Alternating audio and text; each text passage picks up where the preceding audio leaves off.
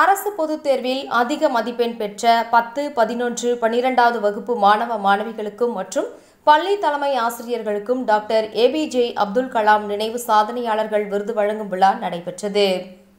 தமிழ்தாய் அகாடமி மற்றும் green garden குடியிருப்போர் நல விரும்பிகள் சங்கம் சார்பில் கோவை கோட்டைமேடு வைரவிழா திருமண மண்டபத்தில் கிரீன் கார்டன் குடியிருப்போர் நல விரும்பிகள் சங்க தலைவர் PH முபாரக் தலைமையில் தமிழ்தாய் அகாடமி நிறுவனர் பால்ராசு வரவேற்புரையில் நிகழ்ச்சி நடைபெற்றது.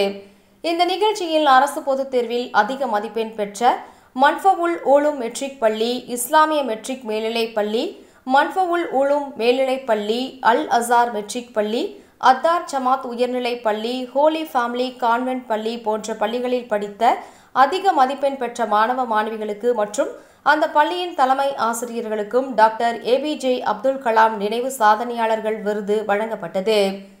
இந்த விருதினை ஹிதயத்துல் இஸ்லாம் ஷாபியா ஜமாத் தலைவர் ஹாஜி இனயத்துல்லா விருதுகளை வழங்கி பாராட்டி சிறப்புரை ஆற்றினார். இந்த நிகழ்ச்சியில் தரிகத்துல் இஸ்லாம் ஷாபியா ஜமாத் தலைவர் சர்புதீன், கோவை மாநகர திமுக துணை செயலாளர் கோட்டை அப்பாஸ், மதுக்கரை நகராட்சி முன்னாள் தலைவர் சாலாம் பாஷா, மன்ஃபவுல் ஊலும் மெட்ரிக் பள்ளி தாளாளர் சித்திக், மன்ஃபவுல் ஊலும் தொடக்கப்பள்ளி தாளாளர் கலீல், கிரீன் கார்டன் பொதுநல சங்க செயலாளர் அப்துல் ரகுமான், முஸ்தபா, கோட்டை செல்லப்பா ஆகியோர் கலந்து கொண்டு சிறப்புரையாற்றினர். இந்த நிகழ்ச்சியில் மாணவ மாணவிகள், பெற்றோர்கள், பொதுமக்கள் என 200க்கும் மேற்பட்டோர் கலந்து கொண்டனர். கோவை கோட்டை கிரீன் கார்டன் நல விரும்பிகள் சங்கம் சார்பாகவும் கோவை தாய் தமிழ் அகாடமி சார்பாகவும் அரசு தேர்வில் முதல் 2, 3வது மதிப்பெண் பெற்ற 6 பள்ளியினுடைய 46 குழந்தைகளுக்கு டாக்டர் அப்துல் கலாம் அவர்களின் சாதனையாளர்கள் விருது வழங்கும் விழா எங்கள் சங்கத்தின் சார்பாக இன்று ஏற்பாடு செய்துள்ளோம். இந்த விழாவுக்கு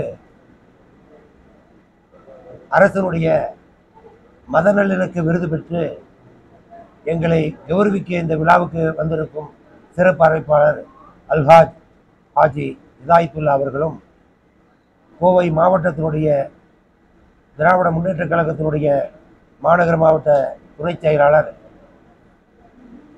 கோட்டை அப்பாஸ் அவர்களும், முன்னாள் கவுன்சிலர் சாலம் பாஷா அவர்களும் கலந்து இந்த விழாவினை சிறப்பிக்க உள்ளார்கள். இந்த ஆண்டு 6 பள்ளிகளை தேர்வு செய்துள்ளோம்.